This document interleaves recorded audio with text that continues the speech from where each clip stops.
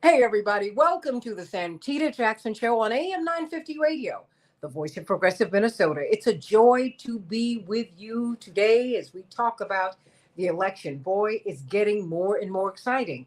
Hey, while we didn't have this exciting Democratic presidential primary, so much has been going on. It's been positively riveting. But something that's not really been going on are the issues that impact all of us. Who's talking about inflation? But what are the issues that really concerning you the most? And so I want you to let me know, as we're watching all of this money spent in these wars and these military adventures, what about taking care of home?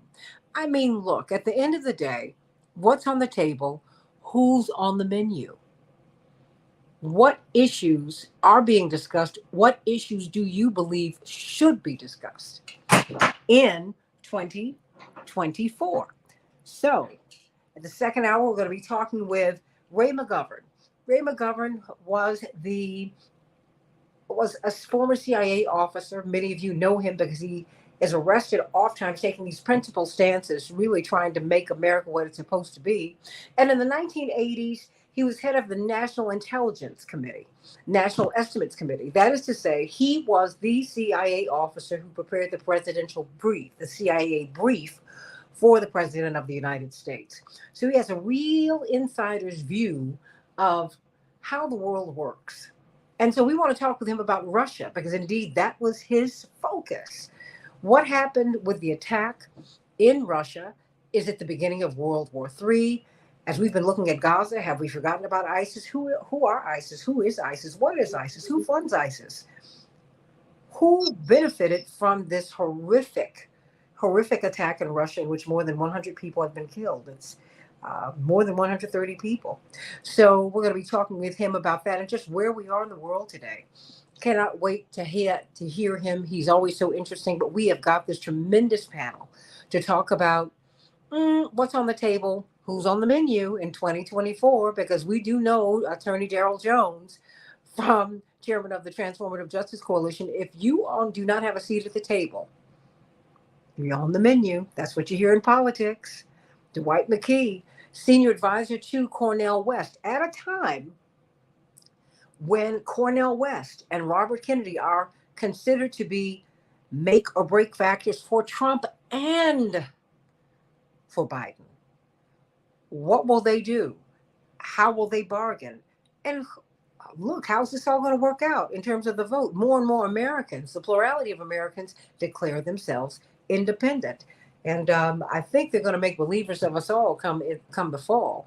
And of course, we've got one of the leading experts on immigration rights in the country today, the president of the Haitian American Lawyers Association of Illinois, attorney Anastasia Sanat, my soror. So as we look at Gaza, let me start with you, Attorney Sanat. As we look at Gaza, as we look at so many of these issues that are confounding us, it's like Haiti never gets to make it to the table, and yet it is so critical to who we are as a nation. Their wealth is so critical to so many of the wealthy people in the United States. And for some reason, we will not turn Haiti loose. But you tell me, what issue or issues do you think, what, what do you think really needs to be on the agenda for 2024? Well, immigration is always on the agenda, and immigration has always been part of the agenda. Both of them have different views on how to address and attack the immigration issue, but quite frankly, the major solution is immigration reform. Our our laws need to be reformed in order to help and benefit those countries that are under attack, like Haiti, to help those citizens that are in South America, Central America, and also, of course, the Eastern Bloc of Europe. What are we doing as a country in order to provide more of an opening space to allow these immigrants to enter our country without so much hassle? So I believe that um, former President Donald Trump is just only about um, keeping people out. I don't believe that he's thinking about how do we reform immigration laws in order to allow more people in. Oh, well, Finally, except his wife and, except who? well, his wife and former wife. Oh, right, right. You Right. know, he Yeah. obviously likes foreign ladies. But what's interested is that even though he has that immediate connection, he doesn't seem to be doing what needs to be done in order to assist others in their position to get into the country. I don't believe that he's truly got a remedy, a solution in order to assist with the immigration reform that's needed. Biden, also, I don't believe that he has a good reform, but he's not trying to close the door. What he is trying to do is create a funnel. And from what I understand in the policies he's currently trying to enforce, is how do we get people to stop coming to the United States? Well, we can't unless we stop interfering. And Haiti is an excellent example of that. Since 2021, when they assisted in the assassination of the president of Haiti, you've had a turmoil or a de facto state. And the freedom fighters, or as they call themselves, the gang leaders, as the media calls them, has been trying their best in order to fight this de facto state, which is currently being kind of run by the United States. Even when the Secretary of State from the United States went down to Jamaica in order to have that traditional council meeting, Ariel Henry resigned with the caveat that the transitional council will come forth. The transitional council is currently debating who should have a vote. And again, it's basically what the United States wants. They want the resources that are in Haiti. They want to be able to have complete and total access to those resources before they provide the aid that's necessary. I'm unsure if there's enough aid in Ukraine or access to information and aid that they can provide Israel that would be beneficial to our country. But I believe that because they're involved in those two countries, they should definitely get involved with providing financial aid and services to Haiti. Well, what in the system, the immigration system is broken? We keep hearing that all the time. And what's the problem? Well, the problem is the numbers. It's a numerical system, and the numerical system benefits people who are white, who are from European countries. How There so? is no, well, so if you're coming from a area that is predominantly black, such as Africa, the jumps, the hoops that people have to make in order to get into the country is a systemic issue because they have to do so much more. Number one. Number two, after they've gone through that hoop, they're only allowed to join a line. And the line is determined by the Secretary of State. And they say only so and so can come into the country as long as they've applied at this date. And none of them are current. All of them have dates that have been waiting. These are just family petitions. So I'm just looking at family petitions. All of those families are just waiting for their number or their date to become current in order for them to get in. So first you jump a hoop, then you have to wait. And those are the things that don't necessarily apply to countries, predominantly the European countries, because they can transit to the United States without a visa. By being able to come into the United States, being admitted, and then getting married to whomever it is, they're able to bypass the line, if that makes sense. So there's a line with the numerical weighting, and the numerical weighting tends to affect only the black and brown countries. But the European countries don't have that. They have a transit without visa. They get here, they get married, they apply for their green card, and then they're on the fast track to becoming citizens. So that is the systemic problem that these issues should be resolved in. Hmm. In your estimation, Attorney Daryl Jones, what's the big issue that ought to be on the table in 2024? Wow. But that's a really good question. And I tell you, one of the biggest issues that is going to be on the table is going to be inflation and the increased cost of everything. Because, one of the things we know with elections is that it begins with a domestic issue. How does it affect me directly? And for everyone that's here in the country, they're affected by the cost of eggs. They're affected by the cost of milk, affected by the cost of fast food, which has also increased. So all these prices now have increased, and it has the impact on the voters of saying everything has gone up. And yet I find it difficult to afford things. And so it becomes very personal at that point. So I think that, the whole, and I understand the argument that the administration is presenting that the economy is doing well. Well, you can't tell that to the person who's struggling, that the economy is doing well. I don't understand why you can't afford to feed your family of four. I don't understand, unemployment's at an all-time low. I don't understand why you can't afford to feed your family. Well, the bottom line is, if the voter can't feed the family, the voter's going to try to find some way to be able to feed the family.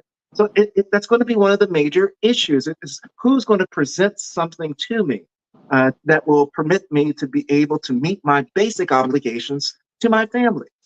Now, that's what I think is going to be one of the most practical issues that's going to be driving 2024.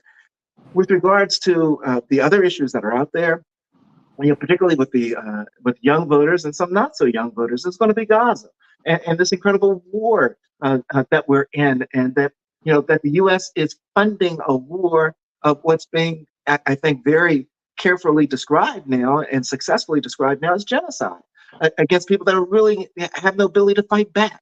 And they're kids that are being killed. And so we're up to what, 60, 70,000 people that have been killed now in the Gaza attacks, and you're pushing them into the south of the Gaza Strip with Netanyahu saying now he's going to bomb where he told them to go.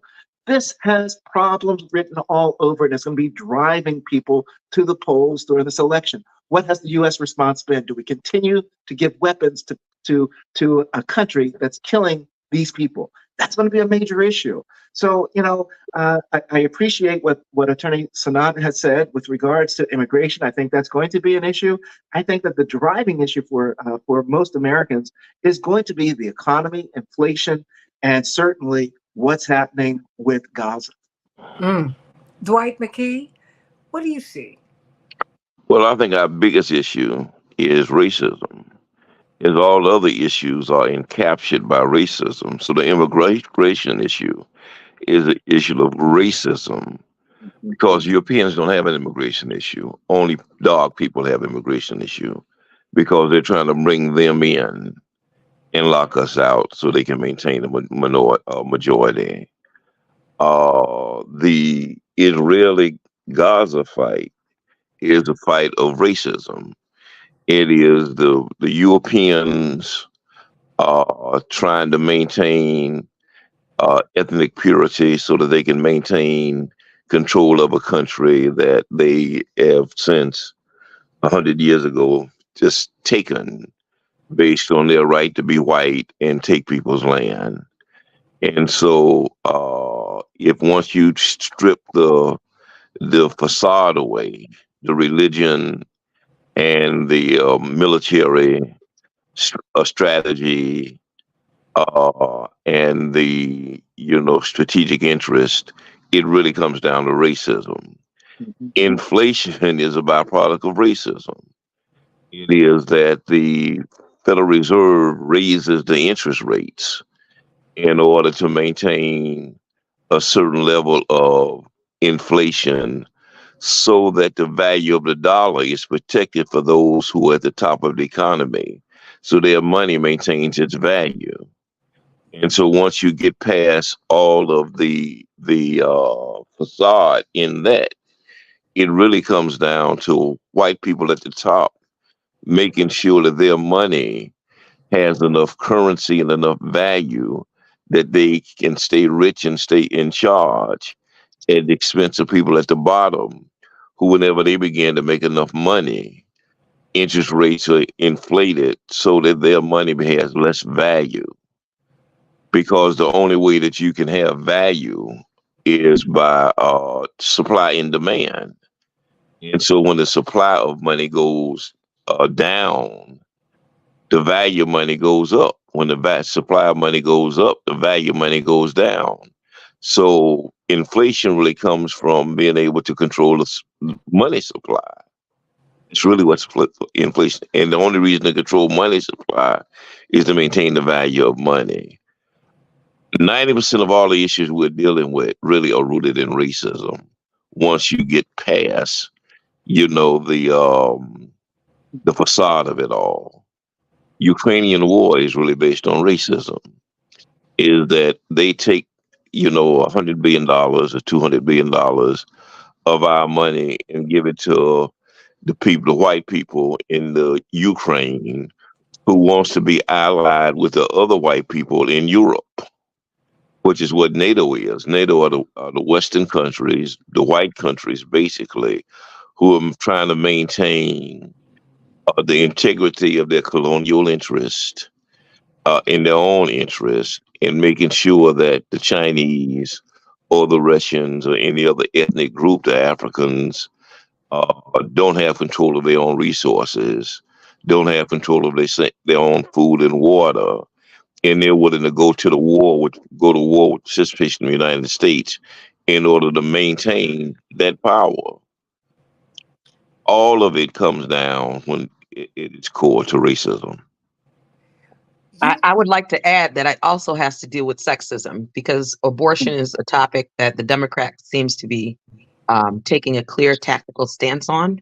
And I think sexism, reproductive rights, has been an issue of the day. Had it What do not you been for the Dobbs v. Jackson Supreme Court ruling that struck down the Roe v. Wade, and the Alabama IVF ruling, which said basically embryos should be legally treated as people, I think that the issue of the day also is about sexism. Who has the right to tell women what to do?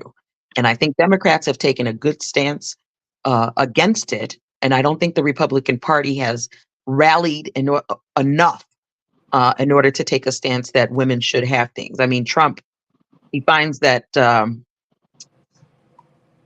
those reproductive rights should in some way be managed, but he doesn't want to completely and wholeheartedly deny all treatment. And so when it comes to that, he doesn't want to take the full stance that reproductive rights are women's rights that should not be legislated. It's something that we're in a point where I believe that's where Congress is going to have to go. They're going to have to create a law that allows women the reproductive rights to either use IVF or um, take medical treatment that may be necessary not only for the health of the child but for their own personal health. So in these situations, I think sexism also plays a role in this election, because reproductive rights are important to a lot of different people, not only men but women too. So I think I that's going agree to be a with big that, but even part of that is rooted in racism. Is the fact that white people are not have a negative growth rate right now, and they're no longer having babies, and they Mhm. want to make sure that the people of color don't have enough babies that they become the majority. Because in a democracy, if you got the numbers, you can have the power. And so, even though that is a sexist issue, a lot of it, even that, is rooted in racism. Is the fact that white people are not having the babies that people of color are having. Do you think that's what's driving Gaza? I mean, because they're killing the women and the children. They're preventing the new generation from going forward, Dwight. I think it drives everything.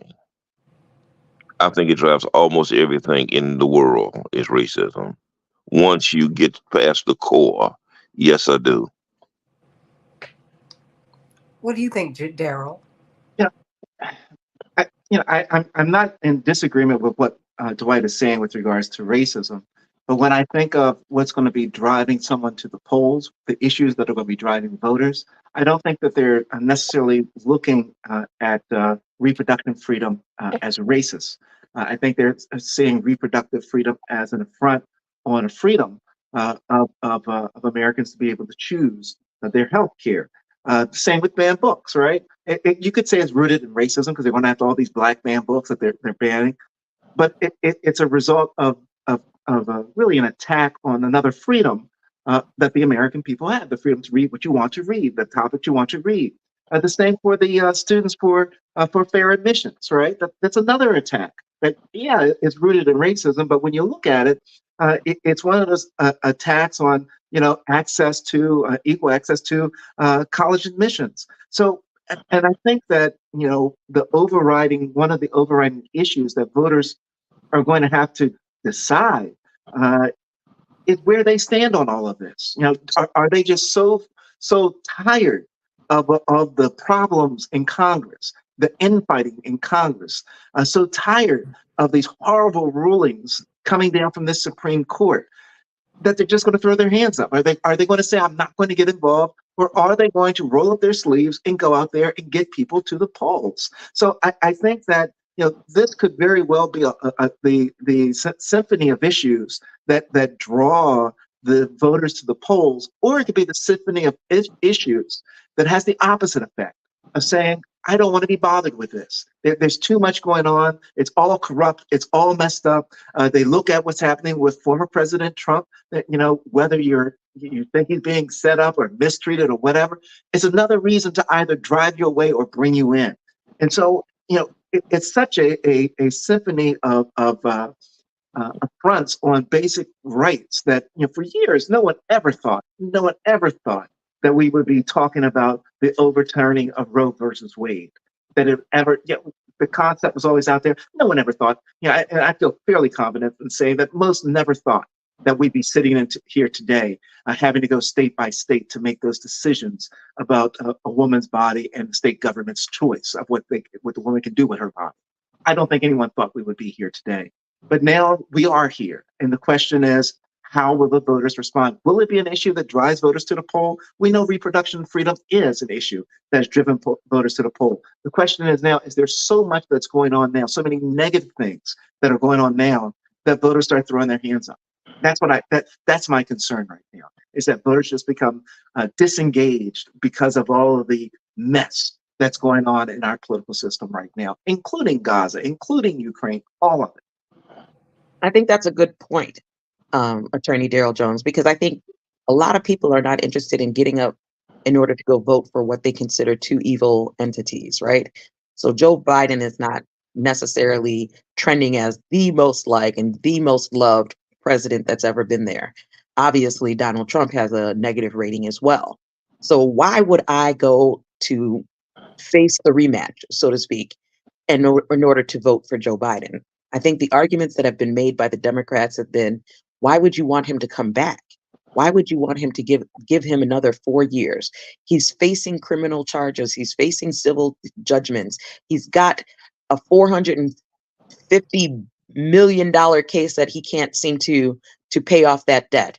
These are the things that helped bring down Hillary. Just a hint of potential criminality brought down Hillary. But in this, it's different. The actual criminality of his actions, the civil judgments that have been held against him, none of it seems to stop the steam from rolling under the campaign of Donald Trump. He's been able to eliminate all of his components, or his opponents, excuse me, including Nikki Haley. But I think that's the key, is that what's going to get people to get out of their beds in order to go and vote. And I think the Democrats have not struck hard enough when it comes to highlighting the fact that Hillary was nuffed, out because of this kind of rhetoric relating to criminology. And so I think Hillary needs to actually come out and start speaking. I think that's where they're at. I think they need to start going into the old head Democratic influencers and start getting them to literally campaign for Joe Biden, because right now we don't have it. Say? I mean, what do you think she can say that could move the needle? I think, quite frankly, everything that was said about her could be said about Donald Trump in order to try to move the needle. I'm not saying that Barack Obama is not out there campaigning, but his voice is not being heard right now. And I think a lot more people would feel more comfort in knowing that Biden has some issues that he's going to address, and it would have been the quote unquote Obama way. I mean, in the State of the Union address, when he was talking about the Affordable Care Act, he nodded to President Obama and called it Obamacare. But I think that it needs to go a little step further. Who are the people that loved President Obama? How can we get those people out? Who are the people that appreciated what Hillary was trying to do? She was trying to become like Shirley Chisholm, and she got her nomination, but at the end of the day, she lost. So how do we get those people to the polls, to the voting registration booths? I think it's going to be a combination of all of those older, more influential Democrats in order to really swing the pendulum in the favor of Joe Biden. Dwight, do you agree with that? Oh, no. Why not? Hmm? I mean, it's if they do get them to the polls and they vote for Joe Biden, what is the payoff? What is the benefit? I mean, it's. I don't think people are that emotional. At least a lot of black people are that emotional anymore. I think that they see the inconsistencies in the Democratic Party. They see the inconsistencies in the Republicans Party, and many of them are just tired of the whole process, the whole mess. Because if you get out, and vote and put Biden back in, which is what we did, 4 years ago, is that the payoff was not for black people, who was the margin of difference in the vote. The payoff was for the Ukrainians and for the Israelis and for everybody other than black people. Other people, even from other countries, got more benefits from it than we did. I mean, we got a temporary check of $1,500 for the COVID or whatever it was they gave us, or $600, whatever that number was. But the Ukrainians got free medical care. They got free housing. They got free health care. We're paying for this public service in the Ukraine. People don't know that we pay for all of the social services in the Ukraine. We pay for the police department. We pay for the fire department. We pay for the teachers today. Mm. And so, what is the benefit for black people? Because their vote just goes to uplift and stabilize other people other than themselves. So I don't care what Hillary says. I don't think we care what Obama says. They're looking at the bottom line, the inconsistency, as to if you can pay the Israelis $100 billion to bomb a people of color and be unnegotiable on the issue, then why am I supporting Biden? I might as well be supporting Trump. At least I can negotiate with him. With Biden, I can't even negotiate with. Daryl, what do you think? I mean, I just saw you kind of move your head to the Well, side. I think that, one of the things that came to mind while Dwight was talking is that, let's just take the Democratic example, the Democratic Party. If black people stay at home, the Democratic Party loses, without question. If black people don't go to the polls, the party loses. And so the question becomes, why isn't the party doing more for the black race than they are? This is your course. This is your hardest supporter. The African American woman, your hardest supporter, Democratic Party. And when it's time to come to the vote, they know how to come to you and ask for the vote, and how to scare you and get you all worked up. You got, I think Dwight called him the boogeyman or whatever he called it's out there, and get you to respond. And you respond. They go to the churches. They do all the stuff. They get you to respond. They get the vote. And then what happens? We don't hear about the issues that directly affront the black community being addressed. We heard some with the Biden administration. I think that the child care tax credit was one of those things that lifted a lot of children, African American and other, out of poverty. And I think that was a great thing, although it was cut short. The HBCU funding increase was a great thing. The appointment of Ketanji Brown Jackson to the Supreme Court was a wonderful thing. So there are some things that we have achieved and received as a result of our vote. I don't believe those things would have happened if there was not a Biden in the White House. If Joe Biden was in the White House, I don't believe those things would happen. But I would like, you know what, Daryl, before you continue, Don't forget the district courts as well as the circuit courts That's right. have been filled with a lot of different Black women in the jurist spot, which would not have been possible had it not been for Joe Biden. Yeah, no, Because Trump boasts about his 3 appointments on the Supreme Court being able to overturn Roe v. Wade. So it's important that we note that he has done something, but you're correct. It's limited. It's not as broad sweeping as it should be. Yeah, but why haven't they talked about it? I mean, their messaging is awful. You got to admit that. He's the most Yeah. unpopular president in modern history. I mean, I don't think know why about they haven't talked about it. I know as an attorney, I see it. Oh, So yeah. just in Illinois alone, how many different jurists have been appointed by the Biden administration of Black women? It's just But it's an something, amazing feat. but you know what, attorney? Something is missing. And Dwight, I know you're running today. I mean, why is he so unpopular? It's like he's not at the table. He's on the menu. Yum, yum. Mm. I mean, honestly, I mean, Well, Dwight, I, Daryl, okay, Daryl, and then you, Dwight. I mean, no, what is no, going I on? think a part of it is that we've got to remember how he came into office, right? He didn't come into office as being the most popular candidate. He He was came the, into he was the office, most unpopular candidate.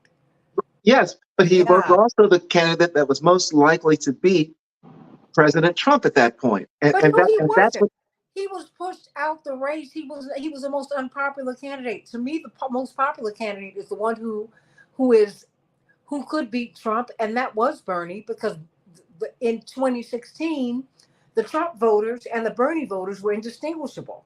They were toggling between them both.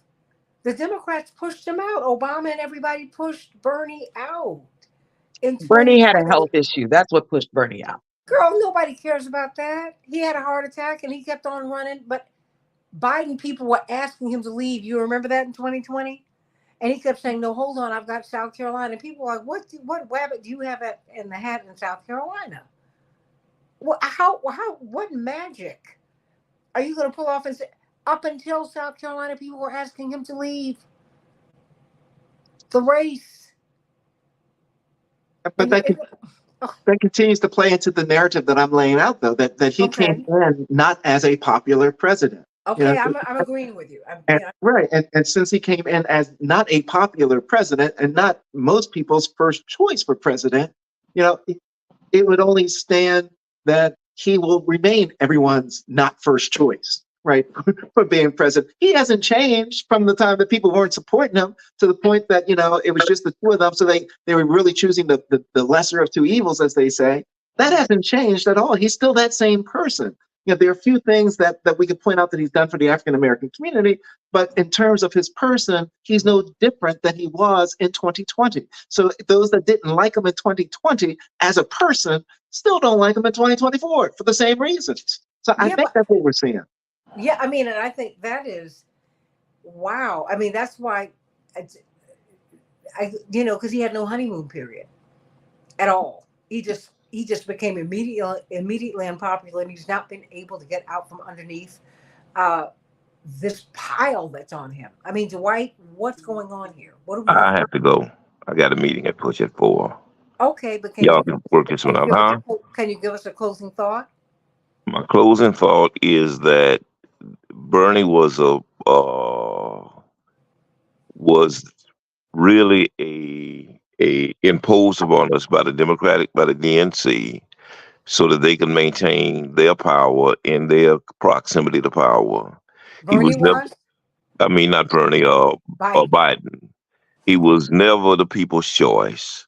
He was imposed on to the people by people who needed him there for their own interest. And I think that he has done everything that they wanted him to do. I think he's been a good president for them. They've prospered immensely. He maintained, the war effort. He converted the budget at 60%, expanded the budget. That 60% of the budget went to the military industrial complex. He is crafty enough to wave that flag at black people like we belong to the country and that we benefit from what they do. I think he's very crafty and that they can sell him to black people for two reasons. One is that they really began to think that, he makes one or two appointments, therefore he's their friend. He's our friend. And secondly, the Trump boogie bear, that if we put Trump in, we don't stop Trump, that is doom and gloom for the rest of our lives. And so they played that card. But I don't think he was ever put there for the benefit of the majority of the people who supported him. I think he was put there for the benefit of few people who he served well, and they've made a lot of money, including him and his family, off of all of this. And, for them, it's business as usual. Anybody who was really trying to make serious change, they forced out the race, including Bernie Sanders Mhm. and anybody else, Liz Warren, anybody who was serious about making change for the people. And with that, I'm out of here. God bless you all. I got to God go. God bless bless you. you. Well, Reverend Todd Urey joins us. We've been talking about who's at the table. Uh, well, who and what's at the table? Who's on the menu for election 2024? What issue in your mind, as you're looking around? I mean, as you're the pastor of one of the most prominent Black congregations in the country. I mean, because Black ministers have done something to me that has been stunning. Uh, the thousand of you who are the most influential, and you are among them, came together and told President Biden, if you do not call for a ceasefire, we will not support you. I mean, that's huge. Mhm. Not, we're going to think about it. You said, that's our red line. We got it. Boom. You see him trying to move things around, but he's doing it rhetorically. Actually, he's not doing any of that. And what to you is, or what is the big issue, that should be on the front burner? We've been talking with Attorney Anastasia Sinat about Haiti. Everyone talks about Gaza, and we should. People talk about Ukraine, we should. But Haiti, when Reverend was getting his Legion of Honor award, he said, no, no, no. Man, President Macron asked him, what can I do? He said, make things right with Haiti. Period. This was what, 2 years, 3 years ago? He said, make it right. Inflation. Uh, Attorney Darrell Jones made the point. Everybody, they keep telling you how the economy is going gangbusters. Not for me. Every time I get a grocery bill, I mean, it's like my hair's standing on end. I'm like, I haven't bought any meat yet. I haven't bought a chicken. So what? This the rent is 2 DAMN high, as the candidate said in New York years ago. I mean, it's just what it. What do you see, and what are your congregants telling you? Well, good to be with you. Let's just kind of say, Don't you say, let me take a deep breath. I know I get yeah, nervous. yeah, yeah. Handle it. It's Holy Week, so I'm gonna start there with the disclaimer. Hallelujah. Happy Um, Sunday, Pastor. yeah, thank you very much. Right. Yeah. So it's one thing to be able to afford chicken. It's another thing to be able to try to afford a chicken box. Mm. All right. So I remember the days when my mother would buy a whole chicken, cut it up, fry it, and that was kind of the luxury for Sunday dinner. Hmm. Now you can't afford to go get a two-piece and a biscuit because of the economics of capitalism and capitalistic exploitation, which is reinforced. I heard Big Brother Dwight McKee before he had to run. And so what we have is a dilemma of a systemic proportion. In reality, when I listen to my congregation, and more importantly, the folks who are not in my congregation outside the doors of my church, right across the Hmm. street from my church are two schools. One is a high school, one's a middle school, a historic middle school, one's a public charter high school. In a neighborhood where the median income is less than $20,000 a year. Wow. Down the street from a state office complex where the state has turned over to the city of Baltimore the largest parcel of urban public blight in the state of Maryland. It's in that context that we have to remember, the flavor of the day is the flavor of the day. It doesn't change fundamentally the way the system works.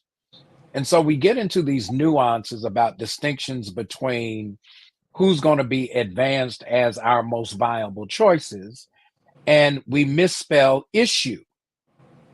Issue for oppressed people is spelled Agenda. Issue. If we don't have an agenda, we get squeezed out by folks who have an agenda because somewhere part of their agenda is going to get advanced. If we come with an issue, we have to come with our issue stacked and compared to other issues, as opposed to bringing our agenda and putting it on the table with other agendas. Here are the agenda items: economic empowerment, equity, and restitution. That means that we have to talk about the wage gap. We have to talk about the wealth gap. We've got to talk about reparations. We have to talk about educational opportunity, not just in terms of who gets in school, but where are the opportunities? Where are the vocational training opportunities? Who's going to create pathways toward the 21st century jobs, not the 20th century jobs that are being phased out and obsolete, to the benefit of some and the exclusion of others? How are we going to make sure that those who take the 4-year path have the opportunity to get a job before that job is so encumbered by debt that they really cannot benefit from the hard work that they've put in? We've got to deal with law enforcement reform, not just in terms of the overt acts of police violence that we saw with George Floyd and we see on the streets of urban America every day. The Kerner Commission report starts with this premise, that the police incidents of violence against Black bodies was the straw. It's not the camel. The camel issue was all of the dysfunction of everything else that created this sense of almost despair in the urban context, that then when the police come, all they do is light the powder keg that's been building from everything else that's been ignored. And so our issue is not party, it's policy. Because what I always say is, if we look at our Jewish colleagues, our Jewish brothers and sisters, they don't get hoodwinked into this either or dichotomy in a capitalistic frame. They try to figure out, if this, then this, or if that one, then this one.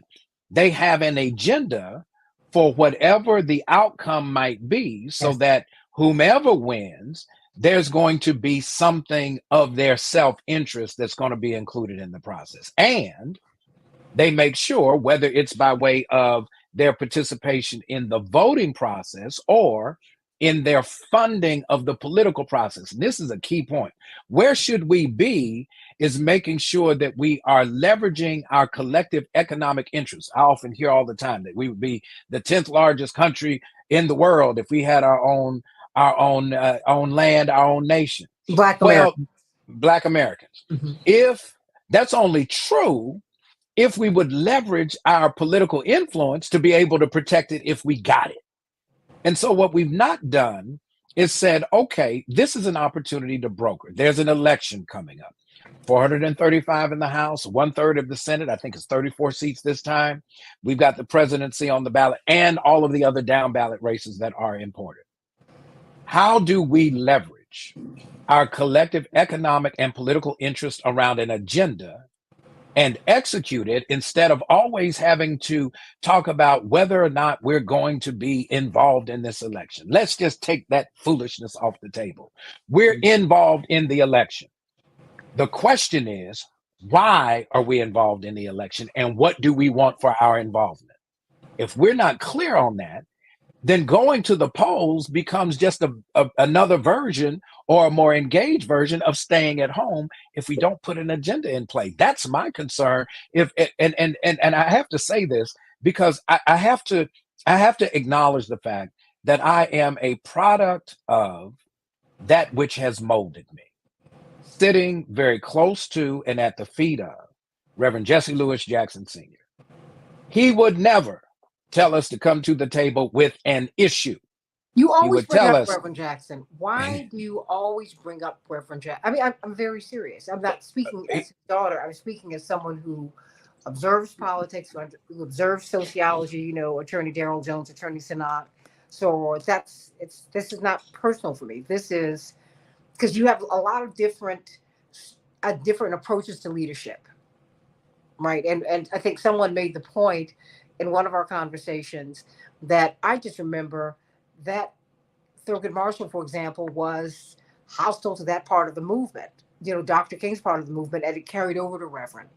And Reverend always loved him, but he felt that, you know, this is a legal track, this is an issue. But we always said, look, if you don't have street heat, this is not going to work, you know. Yeah.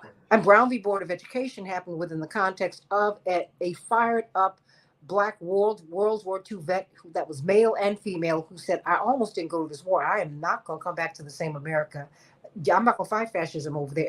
And double V, I'm going to have a victory at home. You're going to do that for me.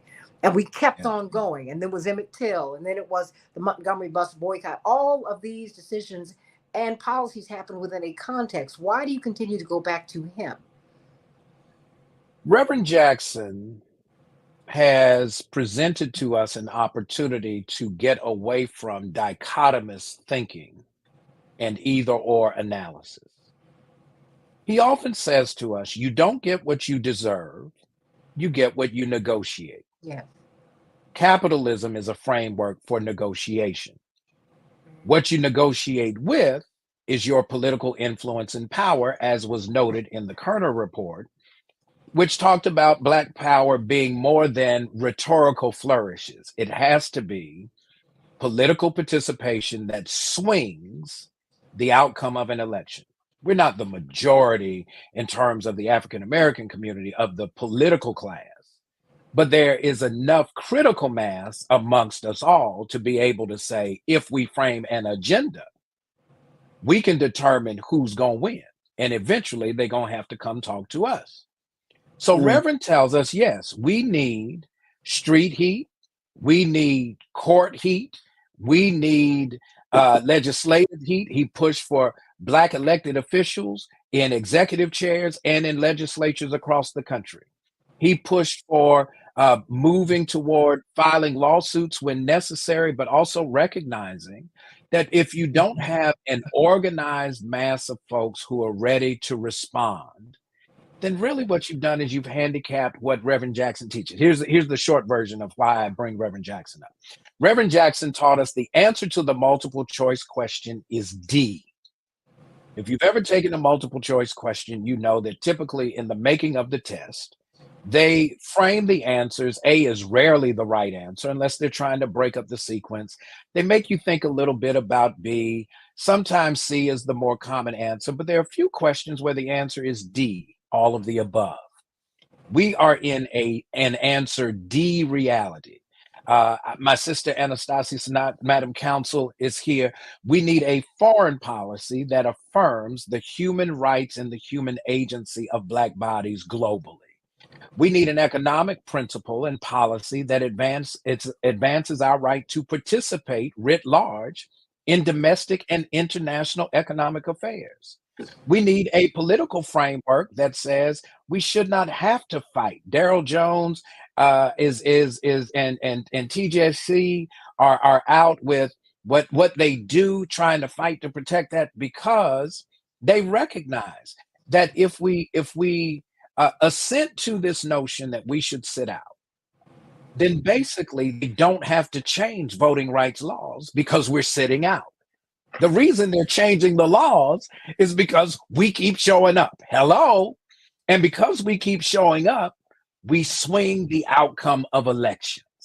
Elections are about the budget. The president, the state of Maryland's legislature is in session. The only piece of legislation that they must pass by constitutional mandate is the state budget. If they don't do anything else but pass the budget, they've handled their business. Why? Because they're determining what happens with public dollars to affirm public needs and sometimes private interests. And so Reverend tells us the answer is D. It's not either or, it's yes, both and we need to have a plan for if President Biden wins, what's our agenda? If former President Trump wins, what's our agenda? If an independent candidate comes and creates a framework where, by whatever long shot we think it might be, they win, we still need to have an agenda, no matter how narrow the possibility might be. We've got to change our framework because we limit ourselves to playing in one little sandbox when, quite honestly, in this week that's Holy Week, God's given us the yard. Play in the yard and Mhm. make sure that you getting your piece. That's all Mhm. I'm saying. Well, I think that's why the question today for me for election 2024 is what's on the table, who's on the menu? Because Mhm. we are at the table. We cannot be on the menu, which means it is if, then, therefore. It is you, and you. No matter what, you have to be, pardon me, Pastor, agnostic about the outcome. I mean, I have my preference about who I want to win in 2024, but I'm not going to be wrecked and I won't be jubilant in either direction because I know my work is cut out for me. Period. I think We have to advocate for ourselves no matter what. I literally have 30 seconds for my soror. Sorry, you guys. okay. I just wanted to quickly Right. say I think one of the dividing factors is whether or not Donald Trump is going to bring in a running mate that will be successful for him. And I also think that democracy is at issue because a lot of people are thinking that Donald Trump is going to try to be a dictator. So I think when we're thinking about what's going to be the swinging point to get people to the polls, it'll be who Donald Trump selects as a running mate. I Well, think at this point he can't do another white guy. He's definitely got to do a woman, but it but, can't be a woman that's uncultured as Kamala Harris. She's but going to have to be cultured. but he doesn't mind. I mean, he's transactional. You have to understand, he will do what he needs to do. Let's get over that. At the Mhm. end of, I mean, that's what he does. I mean, y'all need to understand that. This no, what I want is I want my HBCUs indemnified. I want my black banks back. I want Mm, reconstruction in my neighborhoods. And mhm. I'm going to advocate to make that happen. And I want more. I need more. And I'm going to push until that happens. Whoever gets in office. Amen. Hallelujah. Amen. On this Palm Sunday. Should Coming have up, bought a Raymond Governor. Hyundai and all the rest of that. Huh, okay. Look, we've got Ray McGovern talking to us about Russia. I know you want to stick around for that. I know you got some questions for this man. This is the man who briefed the president throughout the 80s. He was head of the National Estimates Committee. He has the inside track. He's going to let us know what's going on. Don't be on the menu, everybody. Get to the table. Get registered and vote. And when you're voting in this primary season, go to vote.org. Make sure you're still registered. If you have problems at the polls, call 1-866-OUR-VOTE and always support the Transformative Justice Coalition because they are fighting for you. No greater advocates for our vote in America today than you and Barbara Arnwine, Attorney Darrell Jones. Stay right there. More of the Santita Jackson Show in just a minute.